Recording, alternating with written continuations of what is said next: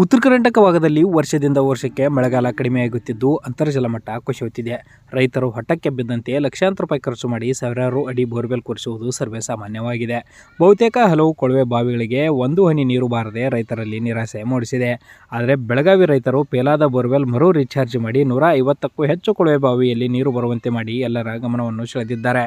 ಹೌದು, ಬೆಳಗಾವಿ ಜಿಲ್ಲೆಯ ಅಥಣಿ ತಾಲೂಕಿನ ಅನಂತಪುರ ಗ್ರಾಮದಲ್ಲಿ ರೈತರು ಏತ ನೀರಾವರಿ ಯೋಜನೆಯ ನೀರು ಹಳ್ಳದ ಮುಖಾಂತರವಾಗಿ ಹರಿಯುವ ನೀರನ್ನು ನಿಷ್ಕ್ರಿಯಗೊಂಡ ಕೊಳವೆ ಬಾವಿಗೆ ಹರಿಸಿ ಅದರ ಸುತ್ತಲೂ 1 ಕಿಲೋಮೀಟರ್ ದೂರದ 150ಕ್ಕೂ ಹೆಚ್ಚು ಬೋರ್ವೆಲ್ಗಳಿಂದ ಸಮರ್ಪಕವಾಗಿ ನೀರು ಬರುತ್ತಿದ್ದು, ಕೆಲವು ಕೊಳವೆ ಬಾವಿಯಲ್ಲಿ 30 ಅಡಿಯಷ್ಟು ಅಂತರಕ್ಕೆ ನೀರು ಜಿಗಿದು ಹೊರಧುಮ್ಮುತ್ತಿರುವುದು ರೈತರಲ್ಲಿ ಹೊಸ ಆಶಾಕಿರಣವನ್ನು ಮೂಡಿಸಿದೆ. ಕಳೆದ 20 ವರ್ಷಗಳ ಹಿಂದೆ ರೈತ ವಿಜಯ್ ಅನ್ನಪ್ಪ ಗುಜ್ರೆ ಎಂಬುವರು ಹಳ್ಳದ ಪಕ್ಕದಲ್ಲಿ 300 ಅಡಿ ಒಂದು ಕೊಳವೆ ಬಾವಿಯನ್ನು ಕೊರೆಸಲಾಯಿತು. ಅವತ್ತು ಆ ಬೋರ್ವೆಲ್ನಲ್ಲಿ ಒಳ್ಳೆಯ ನೀರು ಬಂದರೂ ಕ್ರಮೇಣವಾಗಿ ಹನಿ ನೀರು ಬಾರದೆ ರೈತರಲ್ಲಿ ನಿರಾಶೆ ಮೂಡಿಸಿತ್ತು. ಆದರೆ ಸಾಮಾಜಿಕ ಜಾಲತಾಣಗಳಲ್ಲಿ ನೀರಾವರಿ ತಜ್ಞರು ಬೋರ್ವೆಲ್ ರೀಚಾರ್ಜ್ ಬಗ್ಗೆ ಮಾಹಿತಿ ನೋಡಿ ಈ ಗ್ರಾಮದ ಕೆಲವು ರೈತರು ಹಳ್ಳದ ದಂಡೆಯ ಪಕ್ಕದ ಕೊಳವೆ ಬಾವಿಗೆ ಹೆಚ್ಚುವರಿಯಾಗಿ ಹರಿದು ಬರುತ್ತಿರುವ ಏತ ನೀರಾವರಿ ಯೋಜನೆಯ ನೀರನ್ನು ಆ ಬೋರ್ವೆಲ್ನಲ್ಲಿ ಬಿಟ್ಟು 1-2 ದಿನಗಳಲ್ಲಿ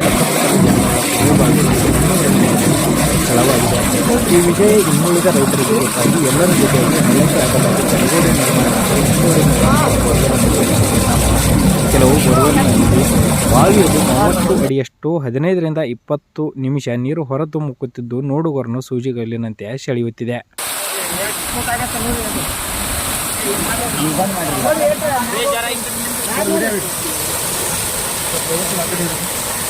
ನೀರು ಬಂದು ಬೋರ್ಗೆ ಕನೆಕ್ಟ್ ಕೊಟ್ಟಿದ್ದೀವಿ ರೀ.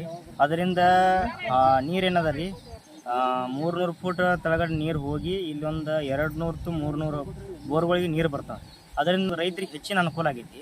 ಅನುಕೂಲ ಆಗಿ ಅದರಿಂದ ಇನ್ನೊಂದು ಸ್ವಲ್ಪ ಗೌರ್ಮೆಂಟ್ ಒಂದು ಸ್ವಲ್ಪ ನಮ್ಗೆ ಅಲ್ಲಿ ಬಂದರದು ಕಟ್ಟಿ ಹೆಚ್ಚಿನ ಪ್ರಮಾಣ ಅನುಕೂಲ ಮಾಡಿಕೊಡ್ತಂದ್ರೆ ಮತ್ತಷ್ಟು ರೈತರ ಮುಖದಲ್ಲಿ ಖುಷಿ ಅನ್ನೋದು ಹಬ್ತೈತೆ ರೀ. ಪ್ಲೀಸ್ ಇದೊಂದು ರಿಕ್ವೆಸ್ಟ್ ಮಾಡ್ಕೋತೀವಿ ನಾವು.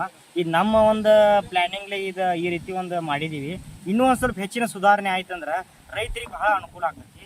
ಅದರಿಂದ ಒಂದು ಸ್ವಲ್ಪ ನಾವು ಇಷ್ಟ ಕೇಳ್ಕೊಳ್ಳೋದು ಅಲ್ಲಿ ಒಂದು ಬಂದರ್ ಕಟ್ಟಿ ಒಂದು ಸ್ವಲ್ಪ ಹೆಚ್ಚಿನ ಪ್ರಮಾಣ ಜಲ್ದಿ ನೀರು ಸ್ಟಾಕ್ ಆಗ್ತದೆ. ಇದೇನದ ಹಳ್ಳ ಬಂದು ಅದು ಒಂದು 15-20 ದಿವಸ ಬೇಕಾಗ್ತದೆ.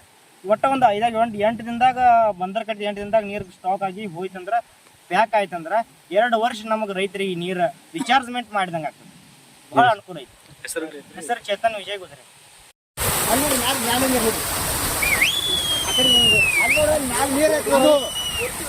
ಹದಿನೈದರಿಂದ 20 ನಿಮಿಷಗಳವರೆಗೆ ನೀರು ಖಾಲಿ ಆಗೋವರೆಗೆ ಮೇಲೆ ಇರ್ತಕ್ಕಂಥ ನೀರು ಖಾಲಿ ಆಗೋವರೆಗೆ ದೃಶ್ಯಗಳನ್ನು ನಾವು ನೋಡ್ಬೋದು. ಬೋರ್ ಹೊಡೆದಿವಿ ರೀ. ಅದ ಹಳ್ಳದ ನೀರು ಬಾವಿ ಒಳಗೆ ತೊಗೊಂಡಿದ್ರಿ. ಬಾವಿದಿಂದ ಬೋರ್ಗ JCB ಕತ್ತರಿಸಿ ಬೋರ್ ಕುಣಿ ಒಳಗೆ ಬಿಟ್ಟಿದ್ರಿ ನೀರ. ಆದ ನೀರ ಈ ಕಡೆ ಬೋರ್ ಕುಣಿ ಎಲ್ಲ ಕುಣಿಗಳು ಅದಾವ್ರಿ. ಈ ಕಡೆ ಎಲ್ಲ ನೀರು ಹೋಗ್ತಾವ್ರಿ. ಅವು ಎಲ್ಲ ಇಲ್ಲಿ ನೀರು ಹೋದ ನಂತರ ಅವು 2 ದಿವಸನಾಗ ನೀರು ಚಾಲು ಮೋಟ್ರ್ಗಳು ಚಾಲು ಆಗಿಬಿಡ್ತಾವೆ. ಇಲ್ಲಿ 200-300 ಮೋಟ್ರ್ಗಳು ಅದಾವ್ರಿ ಸಬ್ಮರ್ಸಿಲ್ಲ. ನಾವು ಟೆಸ್ಟ್ ಮಾಡಿದ್ವಿ ರೀ. ಇಲ್ಲಿ ಕಲಕ ನೀರು ಬಂದು ಅಂದ್ರೆ ಅಲ್ಲಿ ಕಲಕ ಹೋಗಿತಾವ್ರಿ. ಈ ಟೈಪ್ ಎಲ್ಲ ಟೆಸ್ಟ್ ಮಾಡಿದ್ರಿ. ಎಲ್ಲರಿಗೆ ರೈತರಿಗೆ ಇಲ್ಲಿ ಅನುಕೂಲ ಆಗೈತ್ರಿ. ಒಂದು ಈಗ ಬೋರ್ ಹೊಡೆದ 20 ವರ್ಷ ಆಯ್ತ್ರಿ. ನಾವು 300 ಫುಟ್ ಬೋರ್ ಹೊಡೆದಿದ್ದೀವಿ ರೀ. ಅದಕ್ಕೆ ನೀರು ಇದ್ದಿದ್ದಿಲ್ಲ ರೀ. ಒಂದಿನ ಅಚಾನಕ ಹಳಕ್ಕೆ ನೀರು ಬಂದು ರೀ. ಅದರಿಂದ ಅದ ನೀರು ಕುಣಿಯಾಗಿ ಬಿಟ್ಟು ರೀ. ಕುಣಿಯಾಗಿ ಬಿಟ್ಟು ಬಳಕ ನಮ್ಮ ಬೋರ್ ನೀರು ಭಯಂಕರ ಬಿಟ್ಟು 2 ತಾಸಿನಾಗ ಬೋರ್ಗಳು ನೀರು ಉಗಿಲಕತ್ತು ರೀ. ಅದನ್ನು ನಾವು ಏನು ಮಾಡಿದ್ವಿ ರೀ, ಹರಿ ತೆಗೆದ ಒಂದು ಅಡ್ಡ ಕೇಸಿಂಗ್ ಹಾಕಿ ಆ ಪೈಪ್ ಬೋರ್ವೆಲ್ಗೆ ಜಾಯಿಂಟ್ ಕೊಟ್ಟಿವಿ ರೀ. ನೀರು ಜಾಯಿಂಟ್ ಕೊಡೋಣ ಇಲ್ಲಿ ಕಲಕ್ಕೆ ನೀರು ಬಂದು ಅಲ್ಲಿ ಬೋರ್ಗಳೆಲ್ಲ ಒಂದು 50-100 ಬೋರ್ ಎಲ್ಲ ಕಲಕ್ಕೆ ಹೋಗಿಲಕತ್ತು ರೀ. ಆಯ್ತು ನಮ್ಗೆ ಸಕ್ಸಸ್ ಆಗ್ಬೇಕು ಹಳ್ಳ ಕಟ್ಟಿ ಕಂಟಿನ್ಯೂ ಅದ್ರಾಗ ನಾವು ನೀರು ಬಿಡ್ಲತ್ತಾನ. 1 ತಿಂಗಳು ಹೋದು ಅಂದ್ರೆ ನಮ್ಗೆ 11 ತಿಂಗಳು ನೀರು ಕಮ್ಮಿ ಬೀಳಂಗಿಲ್ಲ ರೀ. ಅದಕ್ಕೆ ಈಗಾಗಲೇ ನಮ್ಮ ಹಳ್ಳದ ನೀರು ಒಂದು ಸ್ವಲ್ಪ ತಟ್ಸಂಥದ್ದು ಒಂದು ಬಂದರ್ ಕಟ್ಟಿ ಕೊಟ್ರಿ ಅಂದ್ರೆ ಜರ ಅನುಕೂಲ ಆಗ್ತೈತೆ ರೀ.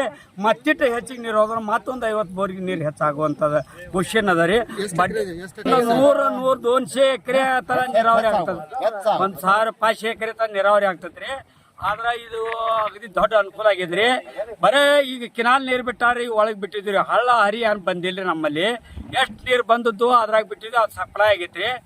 ಈಗ 300 ಫೂಟ್ ನೀರು ಹೊಡೆದು ಬೋರಿಗೆ ಹೆಚ್ಚಾಗಬೇಕಾದ್ರೆ ಒಂದು 6 ತಿಂಗಳು 3 ತಿಂಗಳು ಹತ್ಬೋದು ರೀ. ಈ ಡೈರೆಕ್ಟ್ ಮೇಲ್ನೈನ್ ಕನೆಕ್ಷನ್ ಹೊಡೆದಂಗೆ ರೀ. ಅದು ಡೈರೆಕ್ಟ್ ನೀರು ಅಲ್ಲಿ ಪಾತಾಳಕ್ಕೆ ಹೋಗ್ತಾವ್ರಿ. ಬೋರ್ಗಳಿಗೆ ನೀರು ಚಾಲೂನ. ನಿಮ್ಮ ಹೆಸರು?